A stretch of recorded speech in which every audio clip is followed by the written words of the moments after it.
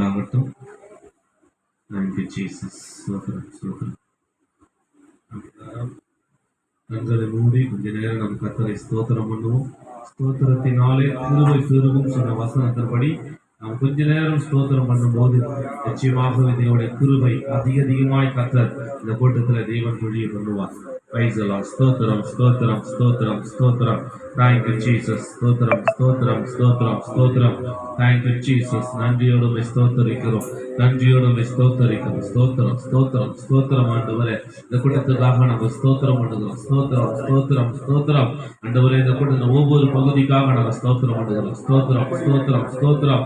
ஆண்டவரே, பிரசங்க பகுதி, பாடல் பகுதி, ஜெப பகுதி, ஆராதனை பகுதி எல்லாவற்றிலும் கிருபை சூழ்ந்து கொள்ளட்டும். ஆண்டவரே, ஸ்தோத்திரம் ஸ்தோத்திரம் ஸ்தோத்திரம் ஸ்தோத்திரம் ஸ்தோத்திரம் ஸ்தோத்திரம் ஸ்தோத்திரம் ஸ்தோத்திரம். இயேசு கிறிஸ்து நேற்றும் இன்றும் என்றும் மாறாதவர் சொன்ன வார்த்தைக்காக ஸ்தோத்திரம் ஸ்தோத்திரம் ஸ்தோத்திரம் ஸ்தோத்திரம் ஸ்தோத்திரம்.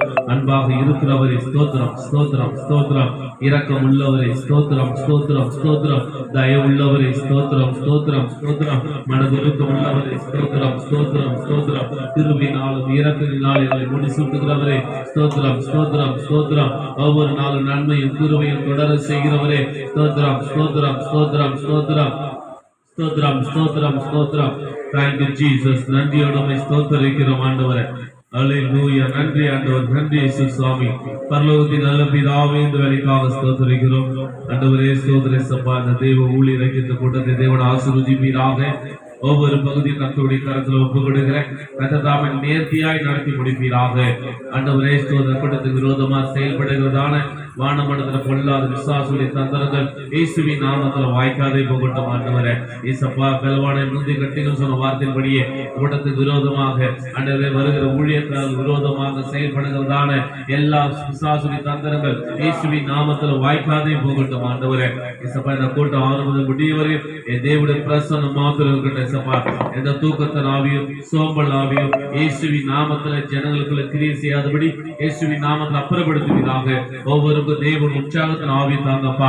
அக்கினி அபிஷேகத்தை கொடுங்க ஆண்டவரே. பாத்திரம் நிரம்பி வழிகிற அபிஷேகத்தினால ஒவ்வொரு நிரப்பும்படி நாங்கள் ஜெபிக்கிறோம். வரும்போது நாங்கள் எந்த சூழ்நிலை தெரியாது, ஆனால் போகும்போது தேவனுடைய ஆசீர்வாதத்தோட கட்டுகளை தேவன் திரும்ப தரும்படியா நாங்கள் ஜெபிக்கிறோம் ஆண்டவரே. ஆரம்ப முடியவரையும் என் தேவ பிரசன்னம் வந்து வழிநடத்துறேன் சப்பா. சுயம் ஒன்றும் செயல்படாதபடி இயேசுவின் நாமத்தில் சுயத்தை அப்புறப்படுத்துங்க ஆண்டவரே. கர்த்தருடைய சித்தம் மாத்திரம் நிறைவேற்ற சப்பா. உங்களுடைய கரத்தில் ஒப்பு கொடுங்க. கர்த்தர் ஆசீர்வதி பலப்படுத்துங்க. தேவ நாமம் மகிழ்ப்படுவதாக. வருகிற ஒவ்வொரு ஊழியக்காரையும் கர்த்தர் பத்திரமாய் தேவன் கொண்டு வரும்படியா நாங்கள் செபிக்கிறோம். வழியில எந்த தீங்கு பாதிப்பு இல்லாதபடி ஆண்டவரே சமாதானமாய் கர்த்தர் கொண்டு வரும்படியா நாங்கள் செபிக்கிறோம். ஆண்டவரே, இந்த கூட்டத்தை தேவன் நாம் மகிழ்ப்படட்டும். கர்த்தருடைய நாமம் உயர்த்தப்படட்டும். இயேசுவின் நாமத்துல என்னை உயர் பிரஸ்தாபப்படுத்த எந்த ஸ்தானத்திலும் இறங்கி வந்து ஆசீர்வதிப்பேன்னு சொன்னீங்க. இந்த ஸ்தானத்துல பரிசுத்த ஆவியானவர் இறங்கி வந்து ஆசீர்வதிப்பீராக. எங்களை தாழ்த்தி ஒப்பு கொடுக்கிறோம். கர்த்தர் பெரிய காரியங்களை தேவன் செய்வீராக. ஆசீர்வதிங்க. இயேசு கிறிஸ்துவின் நாமத்துல ஜெபிக்கிறோம் நல்ல பிதாவே. ஆமென் ஆமென் ஆமென்.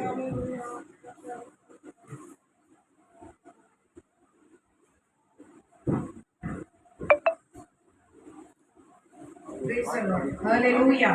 Hallelujah. Praise the Lord. Praise the Lord. Praise the Lord. Hallelujah. Hallelujah. Hallelujah. Hallelujah. Hallelujah. Hallelujah. அப்பா, உமக்கு நன்றி நன்றி நன்றி. நன்றியோடு உமக்கு ஸ்தோத்திரத்தை எடுக்கிறோம் ஐயா. ஆண்டவரே, உமக்கு நன்றி அப்பா. என் தேவன் எங்களுக்கு பாராட்டின கிருபை எத்தனை பெரியது ஆண்டவரே. உமக்கு ஸ்தோத்திரம் ஸ்தோத்திரம் ஸ்தோத்திரம் ஸ்தோத்திரம். அப்பா, உம்மை துதிக்கிறோம் துதிக்கிறோம் துதிக்கிறோம். உம்மை போற்றுகிறோம், உம்மை வணங்குகிறோம், உம்மை வாழ்த்துகிறோம். உம்முடைய நாமத்தை இந்த பூமியிலே பிரஸ்தாபப்படுத்தும்படி உங்களை தெரிந்து கொண்ட கிருபைக்காக உமக்கு நன்றி ராஜா. நன்றி ஆண்டவரே, உமக்கு ஸ்தோத்திரம். ஹalleluya ஹalleluya ஹalleluya. நன்றி நன்றி நன்றி நன்றி நன்றி நன்றி நன்றி நன்றி. சர்வ சிருஷ்டிக்கும் எஜமான நீரே, சர்வ சிருஷ்டியை காப்பவர் நீரே. எங்கள் இதயத்தில் உம்மை போற்றுகிறோம், என்றென்றும் பணிந்து தொழுவோம். சர்வ சிருஷ்டிக்கும் எஜமான நீரே, சர்வ சிருஷ்டியை காப்பவர் நீரே. எங்கள் இதயத்தில் உம்மை போற்று பாடிடுவோம் என்றென்றும் பணிந்து தொழுவோம்.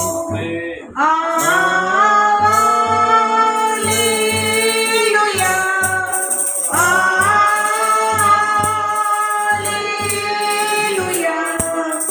அல்லேலூயா, அல்லேலூயா,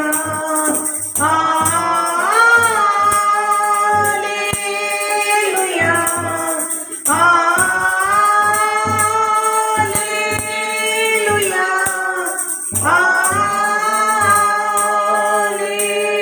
அல்லேலூயா,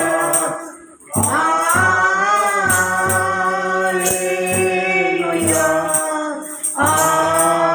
ஆமென். வானபூமி ஒழிந்து போனாலும் உம் வார்த்தைகள் என்றும் மாறாதே. இவ்வாழ்க்கை அழிந்து மறைந்து போ, விசுவாசி என்றென்றும் நிலைப்பார். வானபூமி ஒழிந்து போனாலும் உம் வார்த்தை என்றும் மாறாதே. இவ்வாழ்க்கை அழிந்து மறைந்து போ, விசுவாசி என்றென்றும் நிலைப்பார். அல்லேலூயா, அல்லேலூயா,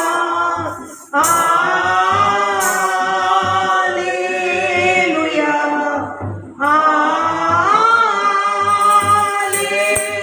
அல்லேலூயா,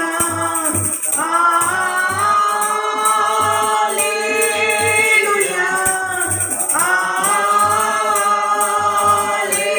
அல்லேலூயா, அல்லேலூயா, ஆமென். கர்த்தரின் கிரியைகள் நாங்கள், கிருபை எங்கள் மேல் ஊற்றுவீரே. ஆவியாத்மா சரீரமும் சொந்தமே, அதை சாத்தான் தொடாமல் கபீரே. கர்த்தரின் கிரியைகள் நாங்கள், கிருபை எங்கள் மேல் ஊற்றுவீரே. ஆவியாத்மா சரீரமும் சொந்தமே, அதை சாத்தான் தொடாமல் கபீரே.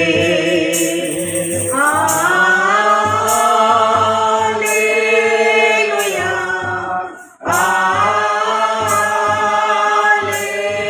அல்லேலூயா,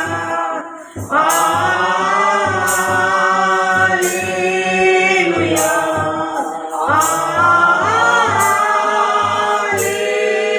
அல்லேலூயா,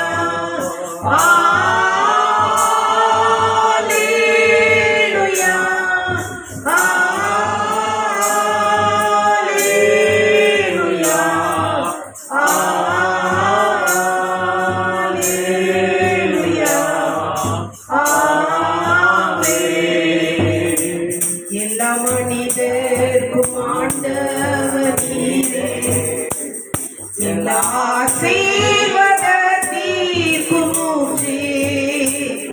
எங்கள் இதயத்தை உம்மிடம் படைக்கிறோம், எங்குகின்றோம் உம் ஆசி பெறவே. எல்லா மனிதர்க்கும் ஆண்டவர் நீரே, எல்லா ஆசீர்வாதத்திற்கும் ஊற்றே. எங்கள் இதயத்தை உம்மிடம் படைக்கிறோம், எங்குகின்றோம் உம் ஆசி பெறவே.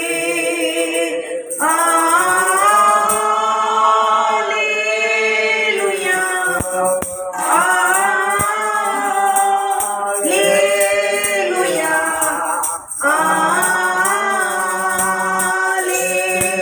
அல்லேலூயா,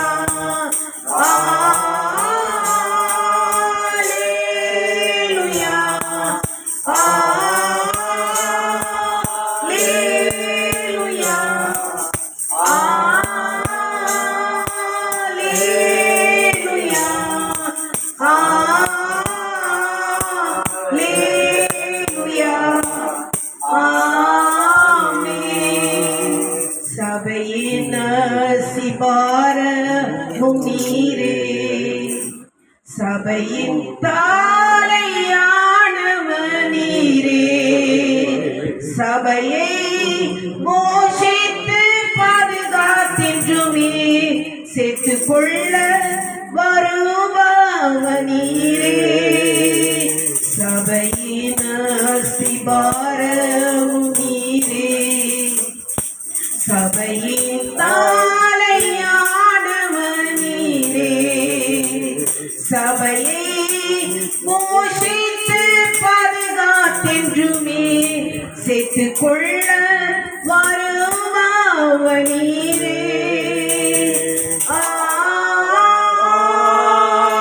அல்லேலூயா அல்லேலூயா அல்லேலூயா ஆமென். ஆமென். ஆண்டவரே உமக்கு நன்றி அப்பா, நன்றி ராஜா. உண்மை நன்றியோடு உமக்கு ஸ்தோத்திரத்தை ஏறெடுக்கிறோம் ஐயா. அப்பா உண்மை நன்றியோடு உமக்கு ஸ்தோத்திரம் ஸ்தோத்திரப்பா. உமக்கு நன்றி, உமக்கு நன்றி, உமக்கு நன்றி, உமக்கு நன்றி. சர்வ சிருஷ்டிக்கும் எஜமானனே உமக்கு நன்றி அப்பா. உண்மை நன்றியோடு உமக்கு ஸ்தோத்திரத்தை ஏறெடுக்கிறோம். எங்கள் பரலோக பிதாவே, இந்த ஆசீர்வதிக்கப்பட்ட இந்த மனமகிழ்ச்சி நாளுக்காய் உங்க நன்றியோடு நன்றியோடு நன்றியோடு நன்றியோடு உமக்கு நாங்க ஸ்தோத்திரத்தை ஏறெடுக்கிறோம் ஐயா. உமக்கு நன்றி ஆண்டவரே. எங்களுக்கு 1000 நாவுகள் இருந்தாலும் உம்மை துதிக்க போறாது ஐயா. நீர் செய்த எல்லா உபகாரங்களுக்காக நாங்கள் என்னத்தை செலுத்த முடியும்?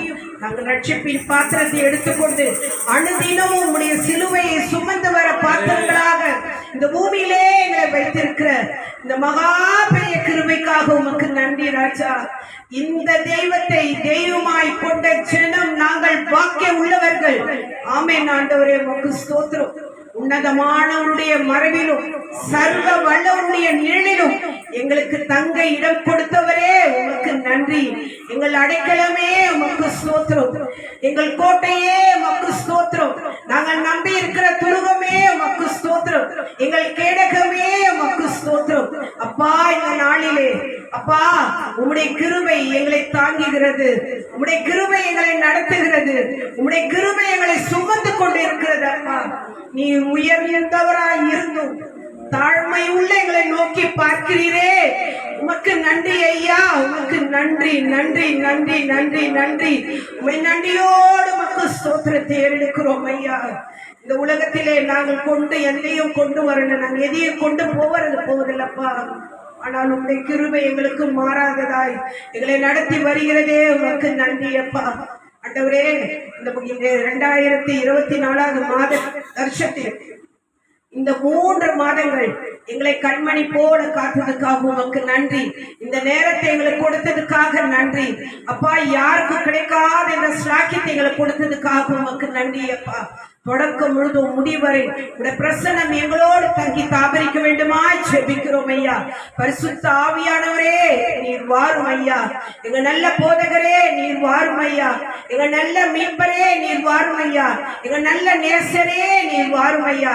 தன் ஜீவனை கொடுத்தவரே, தன் ஆடுகளுக்காக தன் ஜீவனை கொடுத்தவரே, உம்முடைய விலையேறப்பட்ட ரத்தத்தினால் எங்களை மீட்டுக் கொண்டாண்டவரே, உம்முடைய பிள்ளைகள் என்று எங்களுக்கு அதிகாரம் கொடுத்தவரே உமக்கு ஸ்தோத்திரம் ஐயா.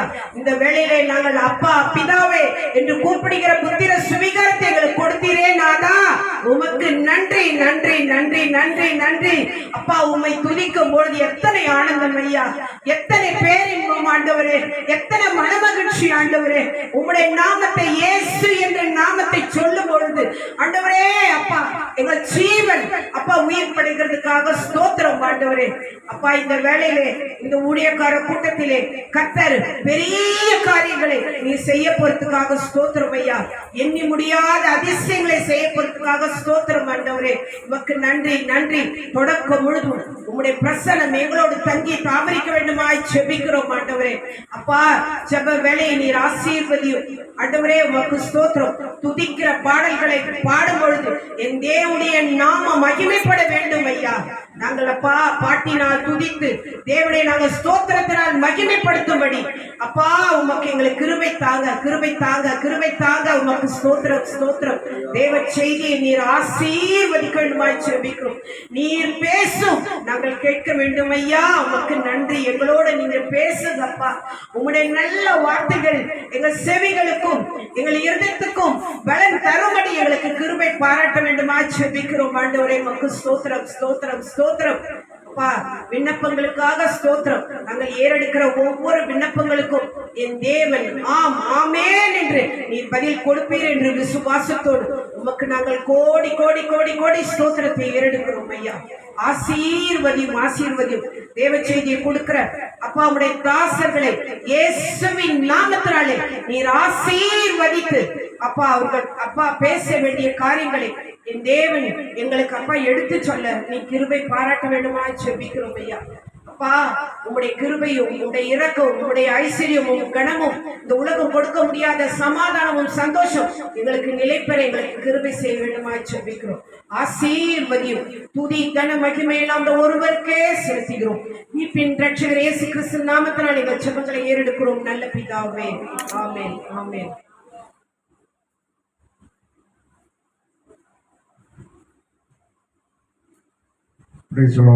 கர்த்தருக்கு ஸ்தோத்திரம். நாம் இப்பொழுது வேத வசனத்தை தியானிக்கும்படியாய் இருக்கிறோம். அவருடைய வேதத்தில் இரவும் பகலும் தியானமாயிருக்கிற மனுஷன் பாக்கியவான். இந்த தேவனுடைய ஐக்கியத்தில் இப்பொழுது செய்தியை கேட்க இருக்கிறோம். நம்முடைய இவாஞ்சலிஸ்ட் டாக்டர் மங்கள்ராஜ் டேவிட் செல்லமணி அவர்கள் இப்பொழுது ஒரு செய்தி அளிக்க நாம் எல்லாரும் கவனமாய் கேட்டு ஆண்டவரை மேம்படுத்துவோம். எல்லாரும் கரங்களை காட்டி கதற வேண்டும்.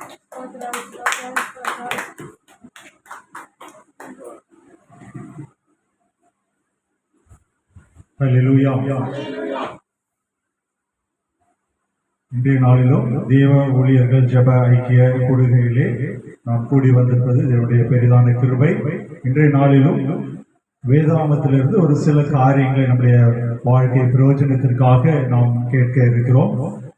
செய்திக்கு கடந்து செல்வதற்கு முன்பாக நாம் தலைகளை தாழ்த்தி ஜெபம் செய்வோம். எங்கள் அன்பின் பரம தகப்பனே, அப்பா இந்த நாளுக்காக நாங்கள் உமக்கு நன்றி செலுத்துகிறோம், மை துதிக்கிறோம், மை சோசரிக்கிறோம்ப்பா. இந்த அதிகாலை வேலையில கூட தகப்பனே இந்த நாளில தேவ ஊழியர்கள் ஜெப ஐக்கிய கூடுகையிலே தகப்பனே உங்களுடைய ஊழியக்காரர்களாக கூடி வரும்படியாக தகப்பனே உங்களுடைய நாமத்தை தொழுது கொள்ளும்படியாக தேவரே இந்த கூடுகையை தந்திருக்கிறீர். அதற்காக உமக்கு நன்றி.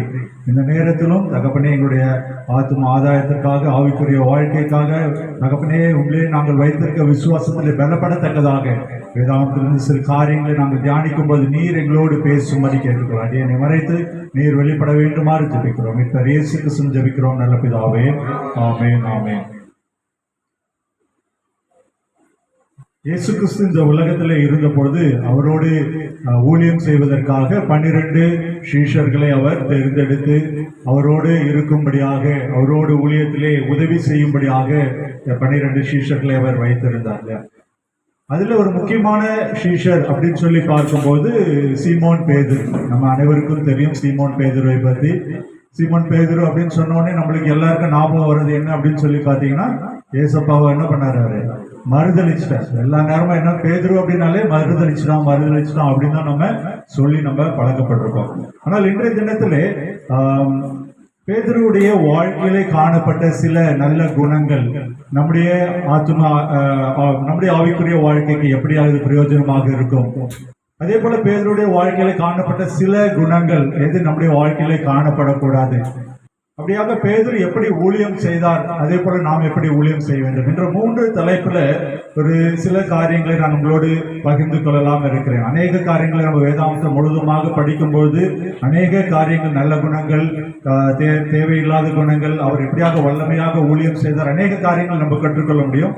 நேரத்தின் அருமையை கருது சில காரியங்களை நம்ம தியானிக்க இருக்கிறோம். முதலாவதாக நம்ம பார்க்கும் பொழுது பேதுருடைய கீழ்ப்படுகிற குணம் அப்படின்னு சொல்லி நம்ம பார்க்கிறோம். மத்தேயு எழுதின சுவிசேஷம் 4ஆம் அதிகாரம் எடுத்துக்கொள்வோம். மத்தேயு 4ஆம் அதிகாரம் 18வது வசனத்திலிருந்து 20வது வசனம் வரைக்கும் நம்ம பார்த்தோம் அப்படின்னு சொன்னீங்கன்னா அதுல 18வது வசனம் படிங்க. கடற்கரையால் நடந்து போகையில் மீன் பிடிக்கிறவர்களாய் இருந்த 2 சகோதரர்களாகிய பேதுரு எனப்பட்ட சீமோனும். அந்த இயேசு அங்க கலிலேயா கடற்கரை போகும்போது என்ன பண்றாருன்னா அங்க மீன் பிடிக்கிற 2 சீஷர்களை பார்த்தாங்க. தொடர்ந்து படிங்க சிஸ்டர்.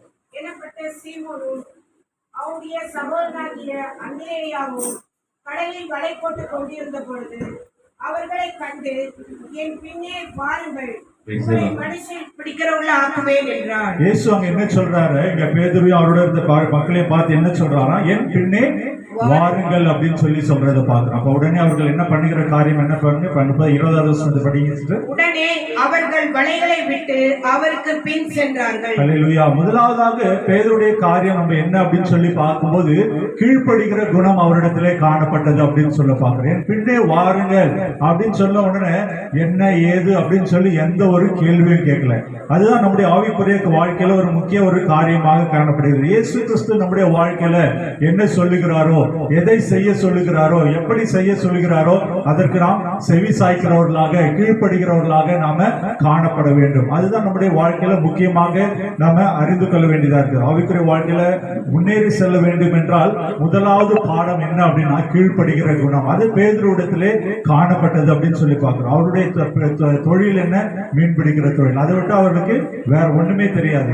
அவர் குடும்பத்தை பத்தி யோசிக்கல, அதுக்கப்புறமா அடுத்த வேலை என்ன நடக்கும்ன்றதை யோசிக்கல.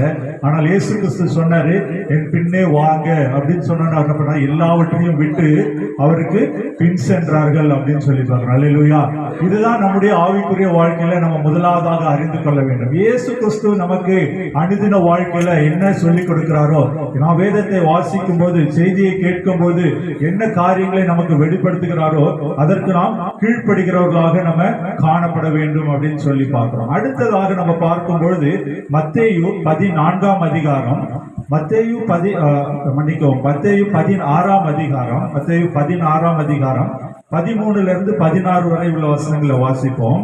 பின்பு இயேசு பிலிப்பு சேரியாவின் திசைகளில் வந்த பொழுது தம்முடைய சீஷரை நோக்கி, மனுஷகுமாரனாகிய என்னை ஜனங்கள் யார் என்று சொல்கிறார்கள் என்று கேட்டார்.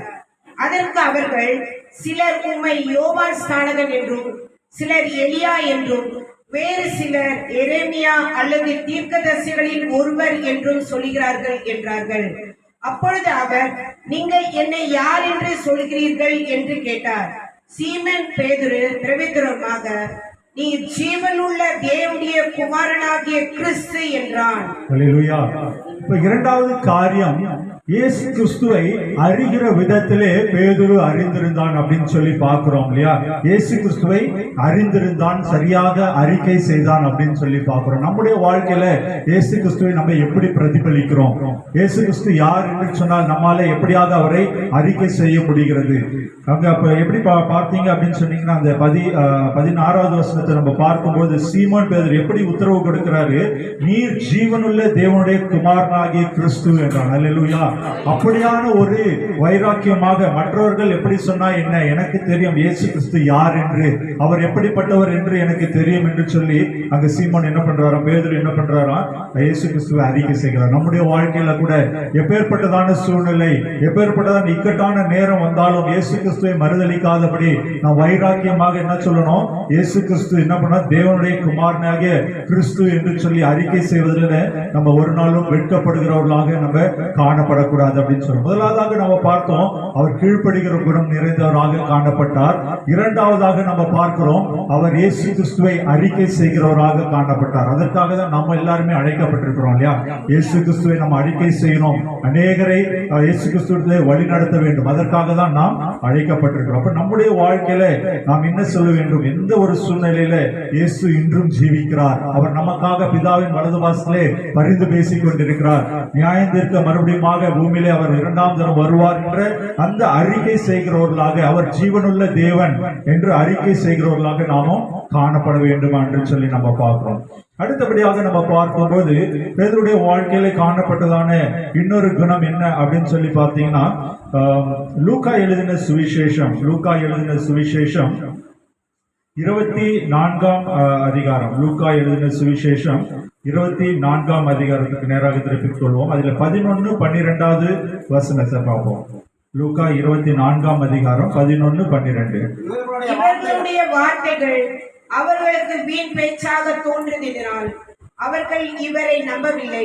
பேதுருவோ எழுந்திருந்து கள்ளரிடத்தில் ஓடி அதற்குள்ளே குனிந்து பார்க்கையில் சீலைகளை தண்ணிப்பட விலகி கண்டு சம்பவித்ததை கண்டு சீலைகளை தனிப்பட வைத்திருக்கிறதை கண்டு சம்பவித்ததை குறித்து தண்ணிலே ஆச்சரியப்பட்டு கொண்டு போனான். இந்த சம்பவம் நமக்கு எல்லாருக்குமே தெரிந்ததில்லை. இயேசு கிறிஸ்துவை சிலுவையில் அறைந்து அந்த கல்லறையில வைத்திருக்கிறாங்க. அதுக்கப்புறமா என்ன பண்றாங்க, அந்த 3வது நாள், அந்த வாரத்தின் 1வது நாளில என்ன பண்றாங்க, அவரை பார்க்கும்படியாக சில ஸ்திரீகள் என்ன பண்றாங்க, அந்த கல்லறை இடத்துல போறாங்க. அப்படி போகும்போது என்ன நடந்திருக்கு, அந்த கல்லு தள்ளப்பட்டிருக்கிறது. அங்க பார்த்த உடனே அவர்களுக்கு ஒரு பயம் உண்டாகிறதுனால அவங்க என்ன பண்றாங்க, அந்த இடத்துல இருக்கிறாங்க. அப்போ 5வது வசனத்தை நீங்க பார்த்தீங்க அப்படின்னு சொன்னா, உயிரோடு இருக்கிறவரை நீங்கள் மருத்துவர் எடுத்து தேடுகிறது என்ற என்னச்சுன்னு இந்த தூதர்கள் அங்க சொல்றாங்க. அப்ப இந்த ஸ்திரீகள் என்ன பண்றாங்க, போய் என்ன பண்றாங்க, மற்ற அப்போஸ்தலர்களுக்கு அந்த நற்செய்தியை சொல்றாங்க. இப்பவே இயேசு கிறிஸ்து உயிரோடு எழுந்து விட்டார் அப்படின்னு சொல்றாங்க. அப்போ நம்ம 11வது வசனத்துல நம்ம பார்த்துக்கிறோம். அதை பார்க்கும்போது இவர்களுடைய வார்த்தைகள் அவர்களுக்கு வீண் பேச்சை போன்று தோன்றியது அப்படின்னு சொல்றாங்க. மற்றவர்கள் யாருமே இதை நம்பல. இப்படியெல்லாம் சம்பவிக்குமா அப்படின்னு சொல்லி அவர்கள் நம்பவில்லை, விசுவாசிக்கவில்லை.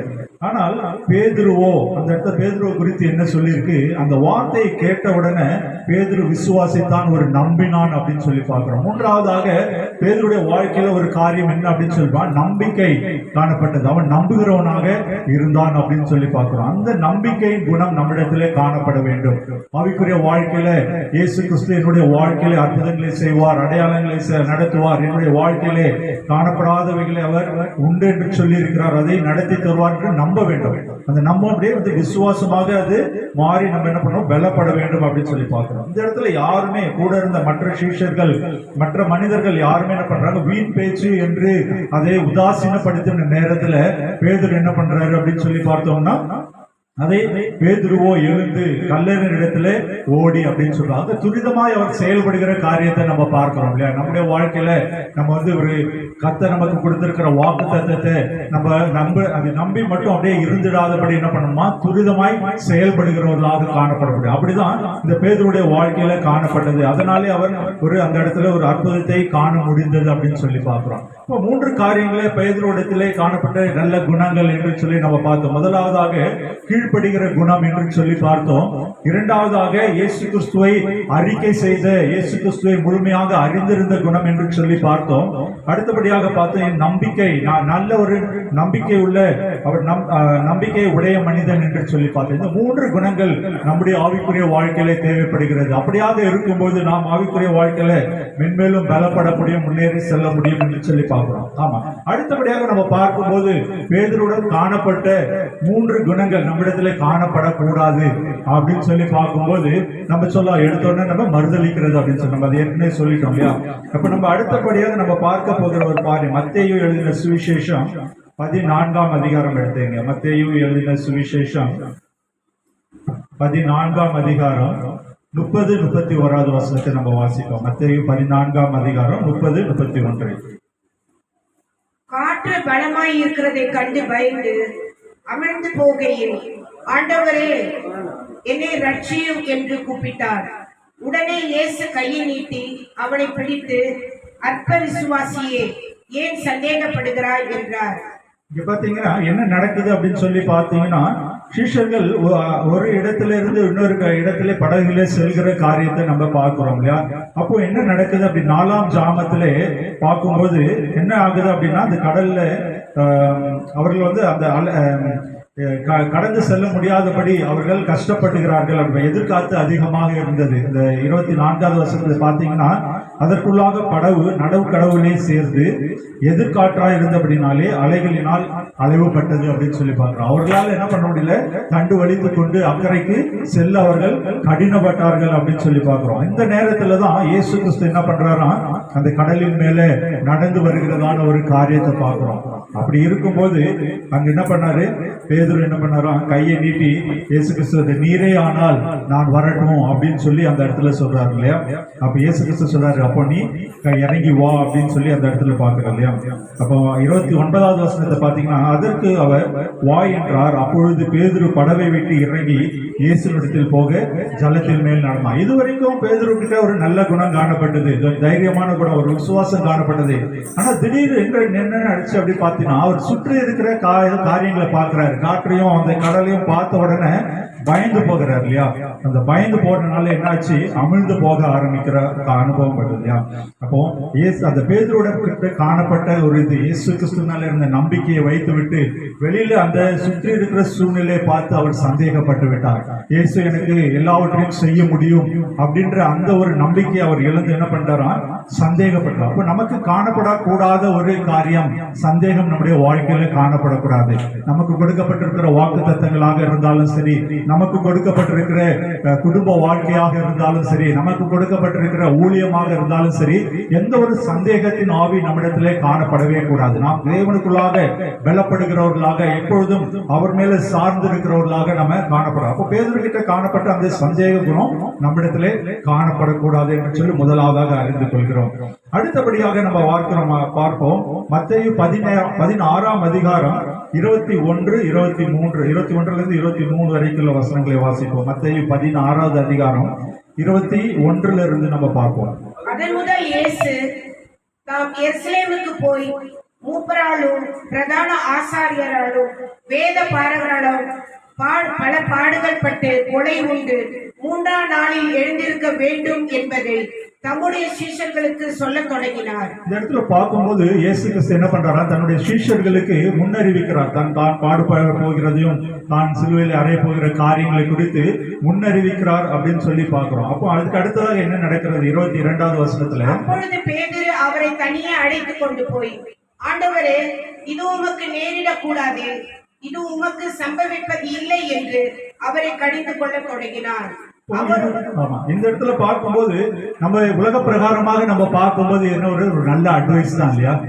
நம்முடைய கூட இருக்கிற தலைமைத்துவத்தில் இருக்கிற ஒரு அதிகாரிக்கோ இல்ல தலைமைத்துவத்தில் இருக்கிறவங்களுக்கோ இது பேர் ஒரு கஷ்டம் வரப்போகுது, பாடு வரப்போகுதுன்னா நம்ம போய் என்ன சொல்லுவோம், இப்படி இருக்கக்கூடாது, இதுல இருந்து நம்ம தப்பிச்சுக்கணும் அப்படின்னு சொல்லி ஒரு அட்வைஸ் கொடுப்போம் இல்லையா. இது உலக பிரகாரமாக பார்க்கும்பொழுது இது ஒரு நல்ல காரியமாக தான் காணப்படுகிறது. ஆனால் இயேசு கிறிஸ்துவினுடைய பதில் என்ன அப்படின்னு சொல்லி பாருங்க, 23வது வசனத்துல, அவரோ திரும்பி பேதுருவை பார்த்து, எனக்கு பின்னாக போ சாத்தானே, நீ எனக்கு இடர்களாய் இருக்கிறாய், தேவனுக்கு ஏற்றவைகளை சிந்தியாமல் மனுஷனுக்கு ஏற்றவைகளை சிந்திக்கிறாய் என்றார். ஆமென். இந்த இடத்துல பார்க்கும்போது பேதுருவிடத்துல இருந்து நம்ம கற்றுக்கொள்ள கூடாத ஒரு காரியம் என்ன அப்படின்னு சொல்லி பார்க்கும்போது, தேவனுக்கு ஏற்றவைகளை சிந்திக்காமல் மனுஷருக்கு ஏற்ற காரியங்களை சிந்திக்கிறாய் என்றார். அப்போ நம்ம என்ன பண்ணணும், நம்முடைய ஆவிக்குரிய வாழ்க்கையில நம்ம வாழ்ந்து கொண்டிருக்கும் போது நாம் எப்படி செய்யணும், தேவனுக்கு ஏற்ற காரியம் என்ன என்று அறிந்து நாம் செயல்படுகிறவர்களாக காணப்படும். உலக பிரகாரமாக பின்பற்றக்கூடாது, உலக பிரகாரமாக நம்ம செய்யக்கூடாது. மற்றவங்க அப்படி இருக்கிறாங்களே நான் அப்படி இருக்கக்கூடாதா, மற்றவங்க அதை செய்யறாங்களே நான் இதை செய்யக்கூடாதா அப்படின்னு சொல்லி இல்லாதபடி நம்ம எப்படி கட்டுமா, தேவனுக்கு ஏற்றவைகள் எது, பிதாவின் சித்தம் என்ன என்று அறிந்து செயல்படுகிறவர்களாக நம்ம காணப்பட வேண்டும். அப்படி செய்யும் பொழுதுதான் நாம் என்ன பண்ண முடியும், தேவனுடைய சித்தத்தை நிறைவேற்றுகிறவர்களாக, அவருடைய அன்பிலே இணைக்கப்பட்டவர்களாக நம்ம காணப்பட முடியும் இல்லையா. ஒருவேளை நம்ம நினைக்கலாம், இது நல்லா தானே இருக்கு, இது பெஸ்டா தானே இருக்கு, அவங்க எல்லாம் பண்ணிருக்காங்களே நான் ஏன் பண்ணக்கூடாது, அவங்களுக்கு எல்லாம் இது ஆசீர்வாதமா இருக்கு, எனக்கு ஏன் இது ஆசீர்வாதமா இருக்கு அப்படின்னு சொல்லி நம்ம சிந்திக்க கூடாது. நம்முடைய தேவனிடத்திலிருந்து நாம் இயேசு கிறிஸ்துவிடத்தில் நாம் கேட்டு பெற்றுக்கொண்டு அவர் என்ன எனக்கு சொல்லுகிறாரோ அதன்படி செய்யும் போது அது நமக்கு ஒரு ஆசீர்வாதமாக இருக்கும் அப்படின்னு சொல்லி பார்ப்போம். 2 காரியங்களை பார்த்தோம். முதலாவதாக சந்தேக குணம் நம்ம இடத்துல காணப்படக்கூடாது என்று சொல்லி பார்த்தோம். இரண்டாவதாக தேவனுக்கு ஏற்றவைகளை சிந்தியாமல் இருக்கக்கூடாது, தேவனுக்கு ஏற்றவைகளை சிந்திக்க வேண்டும் என்று சொல்லி பார்த்தோம். மூன்றாவதாக ஒரு காரியம் பார்க்கும்போது பேதுருவிடத்திலே காணப்பட்டது நம்மிடத்தில் காணப்படக்கூடாது என்று சொல்லி பார்க்கும்போது, அதே மத்தேயு 26வது அதிகாரத்துக்கு நேராக எடுத்துக்கொள்வோம். மத்தேயு 26வது அதிகாரம், மத்தேயு 26வது அதிகாரத்தில் பார்க்கும்போது 40வது வசனம். மத்தேயு 26, 40வது வசனம். பின்பு அவர் சீஷரிடத்தில் வந்து அவர்கள் நித்திரை பண்ணுகிறதை கண்டு பேதுருவை நோக்கி, நீங்கள் 1 மணி நேரமாவது என்னோடு கூட விழித்திருக்க கூடாதா?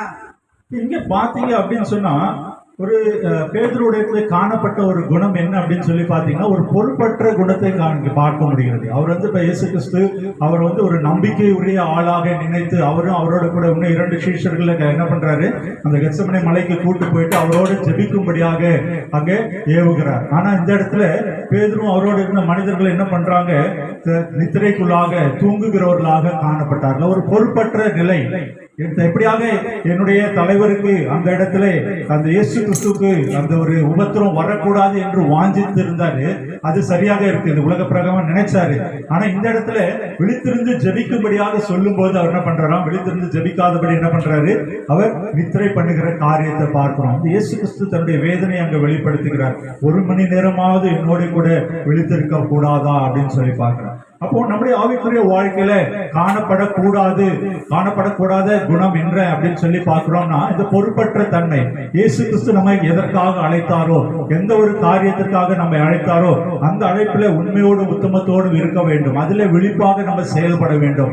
அதிலே உண்மையும் உத்தமத்தோடு நம்ம காணப்பட வேண்டும். ஒரு பொறுப்பற்ற நிலையில, உலக பிரகாரமாக தூங்குகிற நிலையில நம்ம இல்லாதபடி ஜாக்கிரதையா விழித்திருந்து, பொல்லாத பிசாசானன் எப்பொழுது நம்ம விழுங்கலான்னு வகை பார்த்து கொண்டிருக்கிற நேரத்துல நாம் விழிப்பாய் இருந்து செயல்படும்படியாக இந்த இடத்துல நம்ம காரியத்தை நம்ம அறிந்து கொள்ள முடியாது. அப்போ பேதுருவிடம் இருந்து கற்றுக்கொள்கிற காணக்கூடாத காரியம் 3, சந்தேகப்படுகிற அந்த குணம், தேவனுக்கு ஏற்ற காரியங்களை சிந்தியாமல் இருக்கிறது, அடுத்தபடியாக பொறுப்பற்ற நிலை அப்படின்னு சொல்லி பார்த்தோம். இப்ப 2 காரியங்களை நம்ம பார்த்திருக்கிறோம். ஒன்று, பேதுருவிடத்தில் கற்றுக்கொண்ட சில குணங்களை, 3 காரியங்களை பார்த்தோம். கற்றுக்கொள்ள கூடாத 3 குணங்களை பார்த்தோம். அடுத்தபடியாக இன்னும் ஒரு 5 நிமிடத்தில் நம்ம முடித்து விடுவோம். பேதுருவிடம் எப்படியாக அவர் வல்லமையாக செயல்பட்டார், எப்படியாக அவர் ஊழியத்தை செய்தார் என்று சொல்லி நம்ம பார்க்க போகிறோம். அப்போஸ்தலர் அந்த இடத்துல அப்போஸ்தலர் அந்த புத்தகத்தை நம்ம எடுத்துக்கொள்வோம்.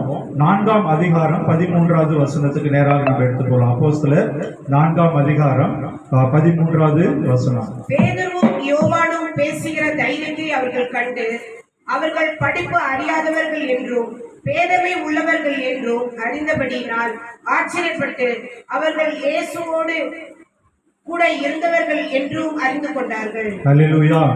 இந்த நேரத்துல இந்த இடத்துல நம்ம பார்க்கிற ஒரு காரியம் என்ன அப்படின்னு சொல்லி பார்க்கும்போது, அப்போ இந்த பரிசுத்தாவியை பெற்றுக்கொண்ட பின்பு பேதுரு யோவான் அங்க பேசுகிற அந்த தைரியத்தை பார்க்கறாங்க இல்லையா.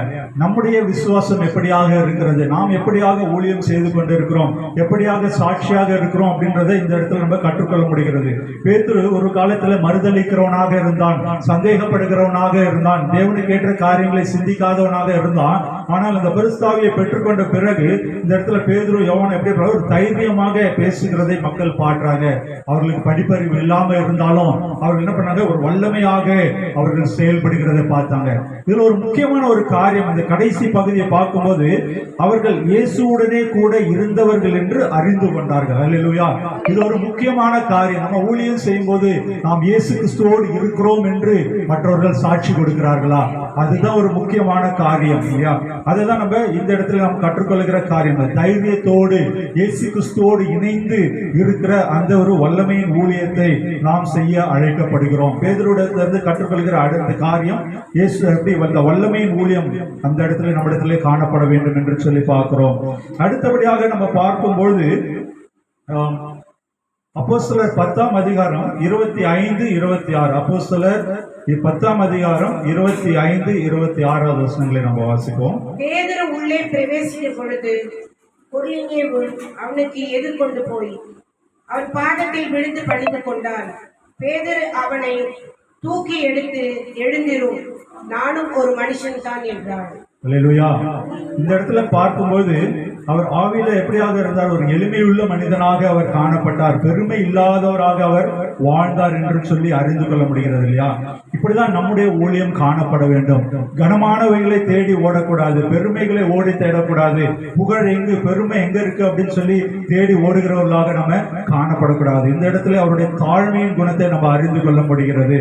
இந்த 26வது வசனத்தை நீங்க பாத்தீங்கன்னா, பேதுரு அவனை தூக்கி எடுத்து, எழுந்திரும், நானும் உன்னை போல் மனுஷன் தான் என்று சொன்னான். இந்த ஒரு குணம் நம்மிடத்துல காணப்பட வேண்டும். எந்த ஒரு சூழ்நிலையில ஒரு பெருமையோ ஒரு மனமேட்டிமையோ நம்முடைய ஊழியத்திலே காணப்பட்டு விடக்கூடாது.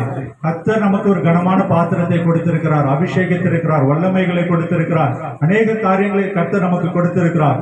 ஆனால் அதை குறித்து நம்ம பெருமை பாராட்ட கூடாது இல்லையா?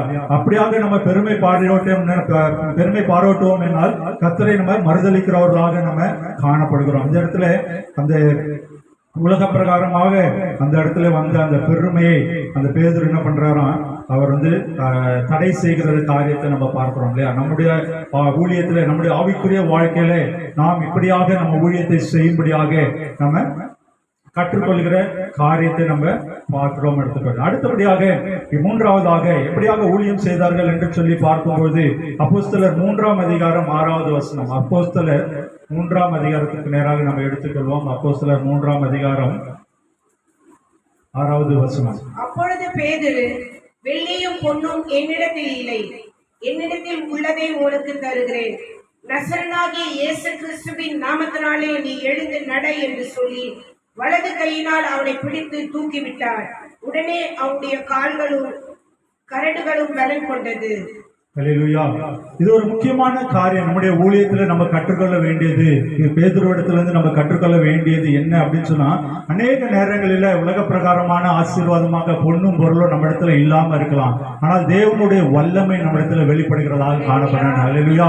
அப்படியாக நாம் ஊழியத்தை மேற்கொள்கிறவர்களாக காணப்படும். அப்படி நாம் ஊழியத்தை செய்யும் போது தேவனுடைய நாமம் மகிமைப்படும். அந்த இடத்துல அநேக அற்புதங்களும் அடையாளங்களும் நடைபெறும் என்பதுல ஒரு சந்தேகம் இல்லை. அதுதான் பேதுரு வாழ்க்கையில நம்ம கற்றுக்கொள்ள முடியும். அவர்கள் அந்த தேவாலயத்துக்கு போகும்போது அந்த இடத்துல அந்த கால் நடக்க முடியாத ஒரு மனிதன் அந்த இடத்துல தர்மம் கேட்டுக்கொண்டிருக்கிற சூழ்நிலையில அப்ப பேதுரு என்ன சொல்றாராம், வெள்ளியும் பொன்னும் என்னிடத்திலே இல்லை அப்படின்னு சொல்லி சிறையனாகிய இயேசு கிறிஸ்து நாமத்தினால எழுந்து நட என்று சொல்லி அவங்க என்ன பண்றாரு, தூக்கி எடுக்கிற அந்த ஒரு காரியத்தை பார்க்கிறோம் இல்லையா? அவர் எழுந்து நடந்தான் அப்படின்னு சொல்லி பார்க்கிறோம்.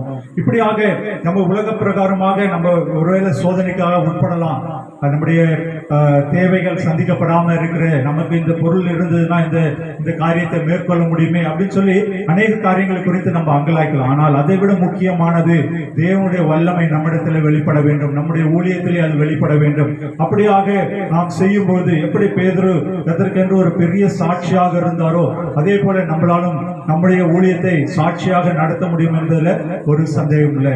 இன்றைய நாளில கூட கர்த்தர் இப்படியாக பேதுருடைய வாழ்க்கை மூலமாக சில குணங்களை, நல்ல குணங்களை கற்றுக்கொள்ளும்படியாக நமக்கு உதவி செய்தார். எந்தெந்த குணங்கள் நம்மிடத்தில் காணப்படக்கூடாது என்று சொல்லி நமக்கு நாம் இன்றைய நாளிலே கற்றுக்கொள்ளணும். அதே போல எப்படியாக அவர் வல்லமையாக தேவனுக்கு ஏற்ற ஊழியம் செய்தார் என்பதை நம்ம கற்றுக்கொண்டோம் இல்லையா? இப்போ இந்த ஒரு ஆசீர்வாதம் நம்முடைய வாழ்க்கையில, நம்முடைய ஊழியத்துல காணப்பட வேண்டும். தலைகளை தாழ்த்தி ஜெபம் செய்வோமா?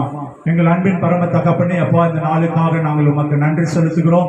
தகப்பனே அப்பா, இந்த நாளில நாங்கள் கேட்ட வார்த்தைகளின்படி தேவரே சில நல்ல காரியங்களை எங்களுடைய வாழ்க்கையில பிரயோஜனப்படுத்திக் கொள்ள, தகப்பனே சில காரியங்களை நாங்கள் விட்டுவிட அப்பா உமக்கேற்ற ஊழியம் செய்ய தேவரே எங்களை நீர் அழைத்திருக்கிறீர். அதற்காக நாங்கள் உமக்கு நன்றி செலுத்துகிறோம், நன்றி செலுத்துகிறோம், நன்றி செலுத்துகிறோம். தகப்பனே இந்த நேரத்தில் கூட தகப்பனே எங்களை தாழ்த்தி ஒப்படைக்கிறோம். ஒருவேளை தகப்பனே நாங்கள் சந்தேகப்படுகிறவர்களாக, தகப்பனே உண்மை நம்புகிறவர்களாக இல்லாதபடி ஒருவேளை நாங்கள் வாழ்ந்து கொண்டிருந்தால், தகப்பனே எங்களுக்கு உதவி ஒத்தாசை எங்கு வரும் என்று சொல்லி நாங்கள் அங்கலாய்த்துக் கொண்டிருந்தால், தேவரே நீர் அப்பா உண்மை நோக்கி பார்க்கும்போது அதோட முதலாவதாக தேவனுடைய ராஜ்யத்தை நீதியை திறப்பது இவையெல்லாம் கூட கொடுக்கப்படும் என்று சொல்லியிருக்கீங்களே தேவரே, அதற்காக நாங்கள் உமக்கு நன்றி செலுத்துகிறோம். தகப்பனே அப்பா பேதுருவை போல ஒரு வல்லமை ஊழியம் செய்யத்தக்கதாக ஒவ்வொருவரும் நீர் எடுத்து பயன்படுத்த வேண்டுமாறு ஜெபிக்கிறோம். நீர் அப்படி செய்யப்படுகிறதாக நாங்கள் நன்றி செலுத்துகிறோம். தகப்பனே தொடர்ந்து அப்பா நீர் பொறுப்பெடுத்துக் கொள்ளுங்க. தேவ ஊழிய ஜெபிக்கக்கூடிய கரத்தில் ஒப்படைக்கிறோம். ஒவ்வொரு ஊழியக்காரர்களையும் நீர் பொறுப்பெடுத்துக் கொள்ளுங்க. தகப்பனே அப்பா அவர் செய்கிற ஊழியங்களை நீர் வர்த்திக்க பண்ணுங்க, தேவைகளை சந்திங்க. தகப்பனே உமக்கேற்ற ஜீவம் வாழ, உமக்கென்று அநேக ஆத்துமாக்களை ஆதாயப்படுத்த தேவரே நீர் உதவி செய்ய வேண்டுமாறு ஜெபிக்கிறோம். எல்லா தடைகளையும் நாங்கள் இயேசு கிறிஸ்து நாமத்தினால எடுத்து போடுகிறோம். இந்த நாளில் கூட தகப்பனே வந்தது ஒவ்வொருவருக்கும் ஒரு ஆசீர்வாதமாக இருக்க தேவரே உதவி செய்ய வேண்டுமாறு ஜெபிக்கிறோம். தொடர்ந்து கரம் இருக்கட்டும். இயேசு கிறிஸ்து ஜெபிக்கிறோம் நல்ல பிதாவே, ஆமென்.